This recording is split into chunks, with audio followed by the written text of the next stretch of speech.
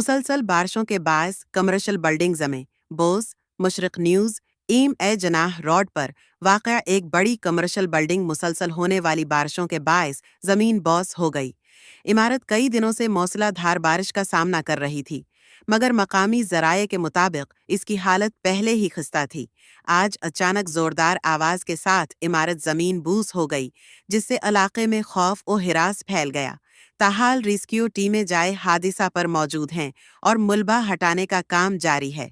عینی شاہدین کے مطابق عمارت میں اس وقت کچھ لوگ بھی موجود ہو سکتے ہیں، تاہم حکام نے ابھی تک کسی جانی نقصان کی تصدیق نہیں کی۔